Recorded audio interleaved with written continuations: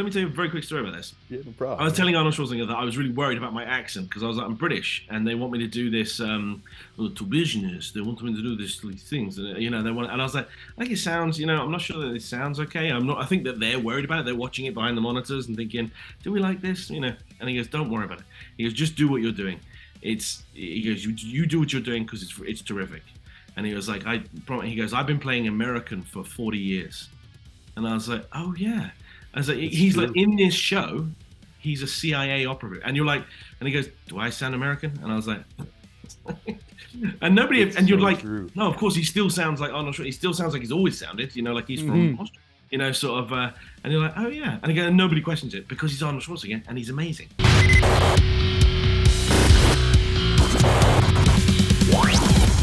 Today on the show, we are joined with actor and action movie badass Simon Phillips. This week, Simon is featured in the series premiere along with Arnold Schwarzenegger in the show Fubar on Netflix, which comes out on May 25th. It will also be featured in Season 3 of The Witcher. Simon's resume is absolutely insane. He's worked with the likes of Bruce Willis, Jean-Claude Van Damme, Mel Gibson. And the joke is, it's probably easier to list the action heroes of your childhood who he hasn't worked with. And there is one on his list. You're going to hear about that today. And around hearing all these cool stories, he's just a well of knowledge and advice for young actors and people just trying to break into the film industry. Really talks about the power of being your authentic self and was all around just a fun guy to chat with. I think this is one of my all-time favorite interviews I've ever done with an actor. And I could talk and talk about it, but why don't you listen to it right now? Very nice to meet you today, Simon. Nice to meet you too, Sean. Yeah, I luckily got to check out all of Fubar, did a huge binge watch and stuff like that. And it was super cool, like just right off the bat, being able to see you in that scene with Arnold, which I believe kind of like sets the tone of really building his character and seeing what he's all about. And also like you just playing like this badass bad guy as well. I kind of want to like know a little bit about going into that scene and how that experience was. I mean, on paper, when I auditioned for it and stuff like that, and they're just like, I was like, so this is this is a new show. It wasn't called Fubar back then; it was called something else, but it's called Fubar now. I was like, so this scene, I'm just being clear, this is a scene with Arnold Schwarzenegger, and they're like, it's basically the first thing in the pilot, in the first episode, and I was like, so it's big sort of tone setting stuff, like you're like, and they're like, okay, and they're like, and I'm definitely not supposed to, I'm definitely not supposed to say a bunch of stuff about it. I've got like 4 pages of stuff that they send me. Hey, don't say this, don't say that, from Netflix. God bless them. Otherwise, they would kill me. We'll definitely keep it spoiler free, but kind of like spoiler free. But it was. But basically, they were like, it's a scene with Arnold Schwarzenegger, right? So they go, you get to do your stuff with him. All my stuff is with him. So I was like, great. I mean, absolutely, yes. Sort of, who do I have to kill to make that happen? And it was as amazing, mate, as you would think it was. As a boy, like I'm an '80s baby, right? So as a boy growing up, I've just seen everything Arnold Schwarzenegger related. So as I was, as you're being an actor, you obviously dream of these like kind of like crazy jobs when the phone rings and they go, do you want to do this? And you're like, absolutely. I was like Nick Santora, Dana Goldberg series, with Arnold Schwarzenegger, all the yeses, all yes, sort of, and the directors Phil Abraham, like these guys, you look at their CVs, they have monster CVs, like of huge. You're like, I've seen it, not just seen it, it's like legendary success. Dana Goldberg, go look at Dana Goldberg's IMDb. Never mind Arnold Schwarzenegger. And Nick Santora, oh my God. Yeah, like all these guys, and you're like, this is like a dream job. And you're in the first episode, so you're in it, you go in straight away. So I was like, absolutely. Or the only thing they were like, I auditioned in my British accent. I don't know if you know I'm British, but I'm British. And they were like, yeah, we're going to have you do it in a Flemish accent. And I was like, oh, I don't even know what that is. I was going to say, I was like, if you did a Flemish accent right now, I wouldn't be able to tell you, I don't know if I'd know what that was. And they're like, don't worry, we've got a voice coach. Like you do some Zooms with him and you just practice stuff and stuff like that. And I was like, oh, okay, all right, okay. I was like, all right. And they never wanted to hear the accent or anything. They were just like, just turn up and we'll just have fun on the day. And we had like all day to do this scene. Yeah. So, and one of my first lines was, this is the best compliment I got about doing the show. One of my first couple of lines in the show is in German. Because I talked to him in Arnold Schwarzenegger in German, and I had only just met him. We'd zoomed and stuff before because they have rehearsals on Zoom and stuff like that. But I'd only just met him for the first time face to face, and I started doing some of the German, and then he spoke back to me in German, like improvised some like that, and because he thought that I was speaking German, that I could speak German, and I was like, so cool. good. All of this work has paid off because you think I'm actually able to speak German, which is great. I can't at all. Yeah, that's awesome. And like you said, just beyond cool. And even like in the scene, you guys are sitting across from each other. How was it like just kind of like hanging with him when the scene would cut? And you guys do you know what? Actually, mate, that's a really good question, because that's actually my favorite time. Because people are like, when you're doing the scene, you're doing the scene, right? You know, sort of when you're concentrating. And then they're cut and they, you know, they move the cameras and the lighting and they're messing around with stuff for ages.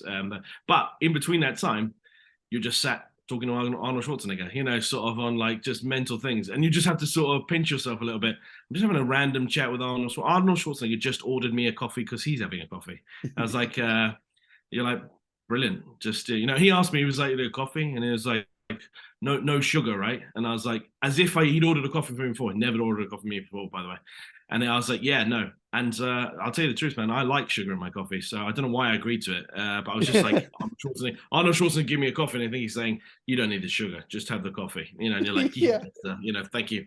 You know, sort of, and those are my favorite bits because you just get to chat about anything. I was actually telling him, let me tell you a very quick story about this. Yeah, no problem. I was telling Arnold Schwarzenegger that I was really worried about my accent because I was like, I'm British, and they want me to do this to business. They want me to do these things, and you know, and I was like, I think it sounds, you know, I'm not sure that it sounds okay. I'm not. I think that they're worried about it. They're watching it behind the monitors and thinking, do we like this? You know.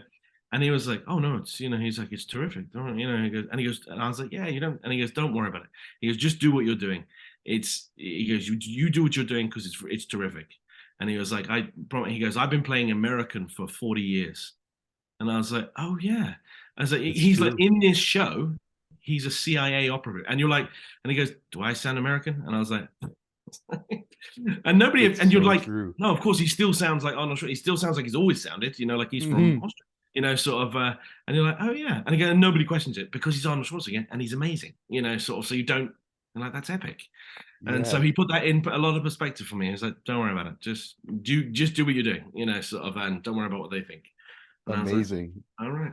Well, yeah, it's so iconic too. And even like these type of experiences are not new for you. Like I look at kind of like your legacy as an actor, and you're with guys like Bruce Willis, Jean-Claude Van Damme, Mel Gibson, Bruce Willis, Jean-Claude Van Damme. At the moment, mate, I'll tell you my big thing. I was like, somebody needs to get me Sylvester Stallone on the phone because I'm collecting like icons, you know, sort of. I was like, I've done a lot of them, but I'm missing Sylvester Stallone. So this is a pitch. Sylvester, if you're listening, please give me a job on your show. Yeah, put Simon in Expendables 11 or 12 or whatever number they're at right now. Anything, it's fine. I'll do anything. It's fine.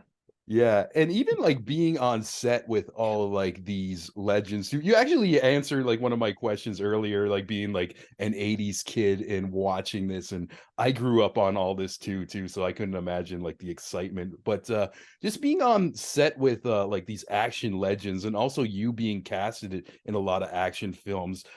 Is there any like big takeaways or like lessons you kind of like just got off of like some of these people? Like, when you know, one of them is just, you know, kind of be yourself. So there's a temptation when you're an actor, right? You're going, oh, I'm being somebody else, right? You know, so lots of people want to be Johnny Depp or Daniel Day-Lewis, or, you know, these guys are sort of chameleons a little bit. They're able to be very different in every role. They seem to like completely reinvent themselves. Christian Bale, you know, they're unrecognizable from job to job to job.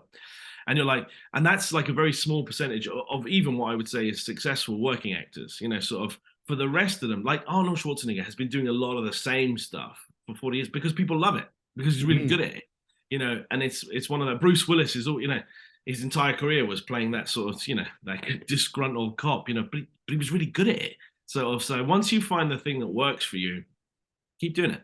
people like it, but it's about authenticity. It's about like seeing yourself. So rather than trying to be like, I wish I was slimmer or bigger or or something, I don't know, it's whatever actor you aspire to be, the minute you try and change yourself, I think somehow people see it. And what people are really attracted to is like is yourself. It's like, just be you. Like, just let me, like, Seth Rogen's not a good looking guy, but he's undeniably sort of charismatic and himself. Adam Sandler isn't a good, but people like him because they feel like they know him. They feel like he's just genuinely himself. And so there's a bit of that. So just, even if you're being like, and lots of my stuff is in action movies or playing bad guys, but I always try to get a bit of my own personality into it, like I'm sort of joking or something, and don't take it too seriously sometimes, and that helps, mate. People go, I like him, even if you're playing an arsehole. They go, yeah, but he is, but I don't know, I like him. It's sort of about it because he's doing something a little different. He's playing the tough guy, but not tough. Yeah, that's true. Like, I didn't think about it that way, but yeah, I did get that vibe watching that scene in Fubar and everything. And it's also cool, like, just seeing your reel and like just the type of work you do. You either got like a gun to like Bruce Willis's head, or like you're holding somebody up with like an axe too. And even meeting you right now, you have like such a warm energy, and it's cool to see you like on the screen just kind of turn that on. And is there any like kind of like ritual or things you do to prepare for a scene to get in that zone? I think you've got to know what there are lots of actors when they're young, right? They study the lines very hard and they work really hard at memorizing stuff. Now that's good. I have that sort of training as well because I did Shakespeare and stuff like you couldn't get a word wrong, when you're doing that. It has to be exactly. But when you're doing anything else, you have to be you want to creatively own these things, right? So I love to improvise, which is obviously everybody's nightmare if they're doing a scene with me, I'm sure. But most of the talented people I do, they love that, and they want that because it gives a freshness to the scene or a freshness to the stuff. When I would tell you a story about when I was doing the stuff with Bruce Willis, like basically all of that stuff is improvised, everything. Oh, wow. So they're just like, and not because of me, because Bruce Willis wanted to improvise, and obviously they let Bruce Willis do whatever Bruce Willis wants to do. So they were like, and I was like, great, because I'd much prefer to do that. And they're like, and the guys are just like, just keep going and just wait until you hear cut, So whatever he does, you keep going with him. I was like, yeah. And they wanted, that was supposed to be like, you got a gun to Bruce Willis's head and you're tough. And if you've seen, I don't know if you've seen some of the show or the movie or other. But I was like, rather than being tough, I was like, because there was a bunch of tough people in the show. There was a bunch of muscle people and stuff like that. I was like, oh, I'm not going to be tough. I'm just going to be a coward. And I was like, why not? Like, I'm in over my head. Like I look like a tough guy, but really, like when it comes down to it, I'm like, man, I don't know what the fuck to do. I'm a bit panicky. And I was like, because that makes it something, then you're something different. I was like, yes, I've got a gun to Bruce Willis's head, but like, I'm afraid of it as well. Sort of. So like and that gives you something different. It makes it sort of funny. And then people like that. The director liked it and the producers liked it. So yeah, definitely. Even I think that like humanizes the character too, because lots of we watch these movies and sometimes people are just like emotionless when they're doing these type of actions, but like imagine really like you having to hold somebody up with a gun, so you'd be like almost pissing yourself with like nerves and everything. So it's kind of cool that right? Yeah, it's a good way to direct that energy. When you're on set, you're kind of you're always a bit of nervous. You should be nervous, you just got to use the energy. Like some people get crippled by the nerves, they can't get the words out, they get like sort of, but you should, it's not that you shouldn't be nervous, you should just use the energy. Like you've got nervous energy, you've got so much adrenaline. I was like, okay, so like channel it into something, like do something cool, sort of. That's the, and make the decision about what you're doing. So I always think the tip I've got for people, sorry, which is the beginning of your question there, don't worry about the script, worry about what you're doing. Like, sort of, if you're supposed to be the tough guy or whatever it is supposed to be, you got to think of like, well, this is my character, this is why I'm doing it. Don't worry about if you get the dialogue exactly right, as long as you don't break character, as long as you're kind of like, oh, I don't care if I got the information wrong a minute ago, as long as I keep looking at you and I keep saying what I'm saying and I say it with conviction, then it doesn't fucking matter that I got the word slightly wrong, because people are looking at your they're looking at you and your body language and the way you do it just as much as they're listening to what you're saying, sort of. So it's half the, but sometimes people, you can see that they get really worried about having to remember lines or something like that. And you don't need to, sort of, you need to remember your character. That's what you need to remember. Oh, cool. Yeah, that's a pro tip too. And I'm sure too, even like more of like an amateur actor, if they slip a line, they'd be like, oh, let's start over. But maybe Yeah. somebody who gets in that zone, they're like, okay, let's just keep it going, keep it rolling, and tap into Yeah, that and keep it improv. running. And you know what? If they need to take it back, they'll take it back. But yeah, that's one thing. That's an amateur slip for sure. When they go, oh, sorry, I messed up. Can we cut? And you're like, oh, you never do that. Like, just keep going until the guy tells you that again, because you don't know what they see, and maybe they like it or something like that. And if you're stammering and you're like, look, I got to get the train at 3:30, and then you go, right, I just messed that line up, and they go, oh, I didn't think you messed that line up. I thought that you were just like trying to remember what time it was. And he goes, that's cool, and I like it because it seemed a bit real, sort of. And then you think, oh, that was me just messing up. And like, as long as you messed up in character, it doesn't really matter. The minute you Yeah. say cut, I know you're not in character, sort of. Or can we start over or something stupid like that? You ever have like moments where you just kind of like riffing in the moment and almost forget about it, and then see it like at the premiere and like, oh, I can't believe they used that part, or something like that. It's one of my favorite things about doing these things. You get to do it, and then a year later, someone's, you're at a premiere for it or something. You're at some publicity event, and you get to see it, and you're like, up until then, mate, I have no idea what bits they've used and what bits they haven't, because they like to. You get a lot of time to do these things. These things aren't done quickly, sort of. So they have you improv. They like, for me, they let you improv all day basically, and then they just, the editor picks out the things that they like the most, or the director and the editors. So great people on these show, Nick Santora and Dana Goldberg. Like, you see these guys with their impressive CVs. So you're like, yeah, I can improvise all day with these guys. With Arnold Schwarzenegger, sure thing, man. I was like, I can't believe I'm getting paid to do this. This is great. Yeah, that's like a pinch me moment though. But Yeah. man, your resume is getting stacked too. Like if you keep this up, you're gonna be just one of those guys where people are gonna be like, "Oh my god, I'm in a scene with Simon Phillips." Like he was But in Fubar. wouldn't that be nice if someday somebody was like, oh god, I get to do a scene with Simon Phillips? And I'm like, what? I was like, when did that happen? No, you're absolutely killing it too. And also I read that you have like some experience like behind the cam, like production wise. And Oh yeah, I've produced, so like, man, I've produced a lot of like indie films, like indie horror films and indie small films, because I was saying, like, I think the days of waiting for the phone, an actor waiting for the phone to ring, he auditions for a lot of stuff, but he doesn't do anything whilst he's not working. I think those days are gone.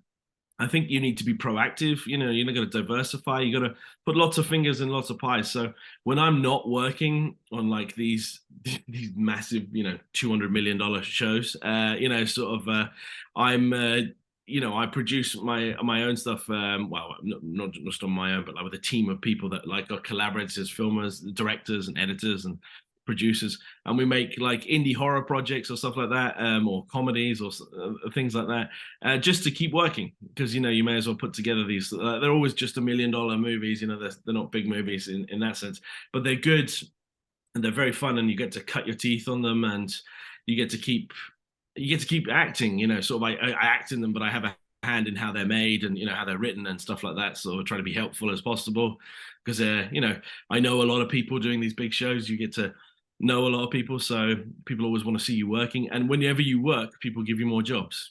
Sort of, they say, yeah, that's how I got all these things, by the way. These big shows, because the producers and the casting directors, they just see, yeah, that guy, he's in, yeah, I see him all the time, like he's been doing this for years. Yeah, give him this, he'll be all right to do this, and he's worked with big people before, so he'll be fine. Sort of, it's good. The last thing that they're always probably slightly nervous about putting a slightly inexperienced actor next to Arnold Schwarzenegger, thinking, this guy's going to choke on the day, like he won't be able to do it. Sort of, you'll just mess up all his lines. So obviously you don't want that. oh man, but yeah, even like watching like all your scenes, I wouldn't put you in the category as an inexperienced actor, but I'm sure like sometimes when you think about like just When life you're as a sat whole across, and mate, watching these movies as a kid, like, oh my god, I'm with this guy. when you're sat across from Arnold Schwarzenegger, believe me, you feel inexperienced. You're like, geez, this guy is like who doesn't know this guy's name in the world? ever. You know, I could from now on I could go. It'd be like, I'm Simon, I'm an actor, and people were like, I don't know, never have I seen any of your movies? I don't know. And you could mention a few things. Yeah, I think I heard of that. If I was able to say my name's Arnold Schwarzenegger, well, I don't need to say anything else. You know, sort of as a not a person in the world doesn't know who that is, and that's a sort of power. And by the way, he's the nicest guy in the world. He knows everybody's name. He's got time for everybody. You know, so you're always impressed. He's like, he doesn't have to pay attention. He doesn't have to know my name. You know, they just go, hey, this is the guy. You know, he doesn't have to talk to you between. You know, he doesn't have to do any of that, and he does everything. And he talks to everybody. He's an absolute delight, and he doesn't have to be. He's earned all his.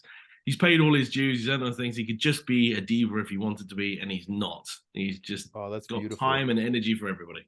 Yeah, I love hearing stuff like that too. And it's also like really cool to hear that you're always so busy with doing the production too. Cause like truly, even if you're like acting or behind the cam too, I feel like it's still like just being on set is always keeping your sword sharp in a way, you know, like just kind of and living that. Yeah. That's the idea of doing the independent stuff. Not just that it keeps you busy. Obviously, it keeps you earning money and stuff like that, which is important. You got to pay for life and stuff like and your rent and so on and so forth. But it keeps you acting, and the more acting that you do, you know, like that's what people do. Is like I've been on stuff where people are good actors, but then they haven't done a project for like a year and a half or 2 years, and they're like, oh, it's COVID, you know, and I had to, you know, and you're like, yeah. And then when they come back, they're kind of rusty. And they kind of they start messing up lines and stuff like, and you're like, okay, because they're, you know, it's like not getting to the gym. Do you know what I mean? Once you go, the first time you go back, it hurts a bit, you know, sort of. You're like, yeah, you got to get, you know, sort of, you got to keep doing it. The more you keep doing it, the easier it gets, like anything. Mm-hmm. Yeah, and I'm sure, like, I don't act myself, but I'm sure it's like anything else where you can build a muscle memory with whatever craft you're doing. Yeah. Even you mentioned producing like kind of more of like a lower budget films and stuff, and I saw a clip of you being a Santa Claus just murdering people. Was that one of your films? Because I am so intrigued from watching that one clip. Like, it wasn't my idea, I must admit, but it was. I mean, I produced it. Like it was like as soon as I heard about it, I mean, it was my buddy of mine that directed the movie and wrote the movie. And they were like, you know, they were like it's a murderous Santa Claus. Like we made 2 of these movies, and I was like, yeah. And then they're gonna make a 3rd one. Yes. Am I allowed to say that? Yeah, so I've just said it anyway. I can cut that if you want me to cut. Yeah, I've got to check with these. I'm allowed to say these things. But anyway, they they do that and they go, you know, sort of it's a murderous Santa Claus, and you're like, yeah, absolutely. I mean, just absolutely. You're like, I'm definitely gonna. And ever since I've done that one, by the way, it's the one that comes back a lot. You know, so as in people like it comes back every Christmas. I did it about 3 or 4 years ago, and every Christmas it comes back. As in every Christmas, people want to talk about it again. You know, sort of. So it keeps like it kind of goes around. You know, sort of. And people go, I love that movie. You know, sort of. You're kind of insane in it. You know, and I was like, yeah. I mean, it's really funny. You're not gonna in your life. You're only gonna get to probably do one project with Arnold Schwarzenegger, one with Bruce Willis, one with Jean-Claude Van Damme, and one time you're gonna get to play a deranged Santa Claus. You know, sort of. As these all make a rich tapestry of of a career for you. Yeah, even like I'm excited to hear there's 2 of these. This is gonna be my holiday movies this season too, because even like just like how like from the little I saw of it, like how it's shot and like how you look with like the one like dead eye and just like you're holding somebody up with an axe. It looks like just like a great time of a movie. By the way, that's always a good fun thing when they give me that. They have like a contact lens, like it's a big contact lens, so it like wipes out your eye. And they go, okay, just swing this axe, you know, and just, you know, try not to hit people. And you're like, right. I mean, I've only got one good eye right now, so my depth perception is shot. So good luck, everyone. You know. Yeah, yeah. I guess that's like, even though like all these roles are really fun, that's the work aspect about it. It's like, okay, I gotta really concentrate and not hurt somebody right now. I know, and they want you to look crazy, so they want you to look like you're all over the place and you're unpredictable. But really, you're like, well, I can't really be unpredictable. I have a real axe in my hand, and if I'm really unpredictable, like I'm going to accidentally decapitate Mrs. Claus behind me, you know, sort of if I'm not paying attention. So you still have to you still got to concentrate a little bit, like you said, the work aspect of it. It can't be too much fun. Yeah, what's the title again of those movies? I wrote it down. So I left Once my Upon piece a of Time paper at the other. Christmas. What's that? No, Once Upon a Time at Christmas and The Nights Before Christmas. So there's 2 of them. There's going to be a 3rd one. I just told you that, and I probably shouldn't have told them that. Yeah, no, I shouldn't have told them. We'll bleep that out, man. No, I'm kidding. It's too late now. I've told. There you go. Yeah, speaking of things we can't talk about, I heard you're in The Witcher 3. Where Yeah. Do you or know like, what? yeah. This is so amazing, right? I was saying that with The Witcher, I am allowed to say that I'm in The Witcher. I, I think. I don't know. Well, it's on like Google, like when you Google your name and like IMDb and stuff. It's out there. So Yeah, somebody's leaked it. yeah. So anyway, which wasn't me, because next Netflix would kill you for these things. I've got 4 pages of stuff in front of me. I'm not allowed to say to you about Fubar. I'm sure you got the same email with the please don't say this, please don't say that, Yeah, please don't talk mostly about like this. just little plot Otherwise, points and Netflix will come to my home and kill me, Sam. That's Mhm. how brutal these guys are. No, but Yeah. with The Witcher, um, whenever even you get the job, it's called something else. Like they have a fake title for the show, so like Everybody's Enemy is what it was called. Oh, So even when you get the interesting. call sheet, they email you the day before to tell you what time to come to work tomorrow, and where to go and stuff like that. But the call sheet is for Everybody's Enemy, and then you go to work going, this is The Witcher though, right? And they're like, yeah, yeah, yeah. I was like, why is the call like? I mean, I know it's a secret and like they're very secretive about what's going on in the plot and so on, but why we're on the inside, like we're like as in we're doing it, and so don't we get to call it The Witcher? And they go, it's just easier just to call it Everybody's Enemy. Yeah, Yeah. it's almost like they're sending you like to go full circle with Fubar on a CIA mission. They give you like this little Yeah. like coded Yeah, the like secrecy. Fubar wasn't too bad because it was like obviously it's season one, right? It's the first season, so there's nothing. People don't know what it is when you say it. I mean, they know who Arnold Schwarzenegger is and they know Nick Santora and all these people, but they don't really know about it. But The Witcher is season 3, so like that's the season I was on. So they're like everybody knows, and it may as well be, mate. Like I had the nuclear bomb codes, sort of. They're like, you must not tell anybody that we've sent you this script, and you get like the scripts are all watermarked, so if oh you yeah, leaked it to somewhere, they'd be able to you know see it's that it was you. your script, that they specifically emailed you, because it's like got this invisible hidden thing in it or something. And I was like, all right. But I did feel like when I printed it out that I shouldn't have left, I was like, I can't leave this anywhere, sort of, otherwise I get in I'm sure when trouble. you pull it out to read it, there's like just a nervousness in the air, like who's Yeah. looking over my shoulder? Like, Well, I don't have a printer at home, right? So I went to like Staples to print it out. Do you know what I mean? oh Sort of. yeah, So I was yeah, like, but then I was like making sure this is definitely off, right? We've shut this shit down. It's not going to reprint the last thing after I leave, which is the yeah. whole season script, You reformat the computer just in case. Like, Yeah, it's like, sorry, I've just decided to take a baseball bat to your machine. I can't take any risks. I hope you understand. that's hilarious. But Witcher is so cool because it's one of the few gaming adaptations that is actually like really, really good and kind of, I guess, for fans of the game that it's kind of stays true to the vibe, I guess, and everything. I don't know if do you play games at all? I don't, which is really embarrassing because when I turned up to The Witcher, I was like, I didn't really realize, I'll be totally honest, that it was a game. Oh, And cool. I knew that there was a game. I didn't know it was based on a game. I thought the show came and then the game came. And then Okay, and they yeah. were like, people were like in awe that I didn't know that. And I was like, oh, I was like I watched the show. I was like, but I didn't know it was a game. I was like, as in, I didn't know that it was inspired by a game. I thought the game was sort of just came alongside it. And they're like, no, like they were like I was crazy. And I was like, yeah, okay, all right. Okay. I Yeah. was like, honestly, I'm very busy making stuff, so I don't always have time to watch it. If I was sitting here playing video games all day, I wouldn't have been doing any of this stuff. Sort of, Exactly. I would have forgot to turn up to my audition because I'd have been playing video games. That's true. And you're not the first person who I heard like didn't know it was a video game, and it's just Oh, okay, that's a good. test of like just how well done that show is too. So I'm Yeah, really well, I thought excited to it. see you in it. Yeah, but yeah, me too. So I know I'm actually I'm in it. There's another bit of this, mate. I'm going to give you another little thing. As an actor as well, whenever you're in these big things, you're always nervous that they won't like it and they'll cut you out later because they can. Like The Witcher costs like The Witcher is one of those like $250 million productions, like huge, and they just mate they have so much money. They have just so much money. It's ridiculous. But then you're like they also have so much power. Like they can cut you out if they don't like it.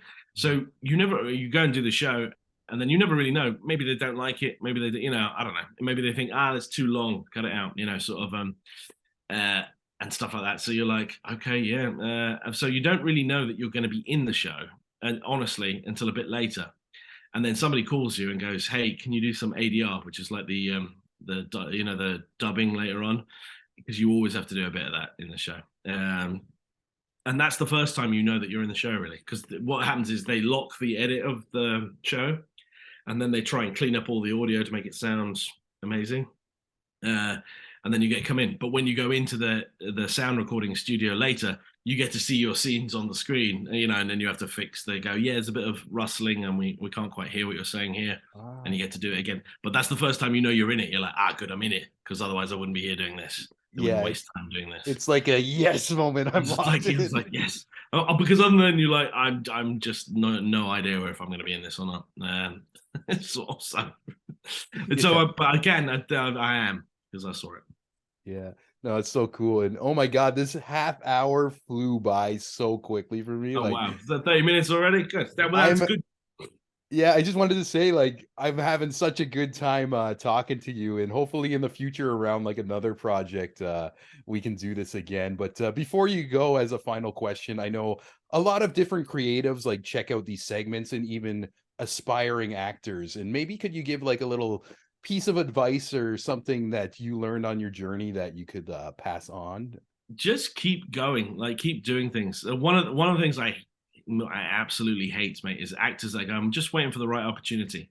I was like, oh no, man, any opportunity is right. Sometimes I have done terrible movies, or TV shows or something like that, but I have met someone on it who, somehow I met a producer or a writer or something like that, and then they give you something epic 2 or 3 years later, because they remember you from this thing. So somebody, if you're an actor and somebody's willing to pay you to be an actor and stuff like that, and if you want to be a creative like that, then just go do it, and if it's a terrible movie, you know what happens? Nothing. No one will see it. But if it's a good movie, everyone will see it, and they'll be like, man, I loved you in that movie, man. There were people when we were making the crazy Christmas movie, they're going, I don't know, man, this seems like a bit out there, and you're like, and people, I was like, I don't know. I was like, I know that we're making it with a lot of love for horror movies and stuff like that. And later on, people loved it, but there were people that like, I don't think I want to be, this sounds kind of, not my style. And you're like, and then those people definitely regretted that, because they got way more attention than it should have done for the Oh yeah. Keep out there, mate. Keep persistent. Lots of fingers and lots of pies. Keep busy. That's awesome. But Simon, thank you so much for your time. I hope you enjoy the rest of your media day, and hope to talk to you again sometime. Thank you, Sam. Cheers. You can call me Sam, Simon. But what a great talk, like we mentioned. Fubar comes out this week, May 25th. You can catch that on Netflix. And I need to thank Netflix for modifying my personal account so I could just binge watch the whole series before it even came out. That was kind of a cool experience. I feel like we're kind of leveling up with the show. And I've joined some type of media Illuminati right now. And speaking of this, I don't want to spoil too many things, but we got a lot of quality guests for you around the corner. And it's just exciting times. And I thank you guys so much, because we're going to get some more awesome chats like we had with Simon today. And definitely go check out Fubar. It was a fun mix of crazy high budget action with some comedy. With Arnold being there, the vibe of the series kind of reminded me of True Lies, if you guys were a fan of that movie back in the day. And before we ride off in the sunset, I can't go without thanking all you legends on the Patreon page. First up, my old pal Mike Carniello of the Testing with Mike YouTube channel. Check him out. The lovely Amanda McKnight of Top 10 Nerd. Ryan Watkins of Ryan Radio. The wonderful Jenny Potter, the legend Devin McBride, Ryan frickin' Campbell, my favorite soul singer, Saber, and last but not least, Francis Coffer, aka my mom. If you want to shout out at the end of every episode and get these episodes early, right when I'm done the Zoom call, I post them uncut and uncensored. You can go to patreon.com/The Creative Imbalance. And beyond helping me out, you can go to sleep at night knowing you're a badass motherfucker who supports raw, uncut, and independent media, and nobody can take that away from you. You hear me? All right. But like we mentioned, we got a lot of fun stuff coming around the corner. and I can't wait to share that with you. And we'll catch you next time.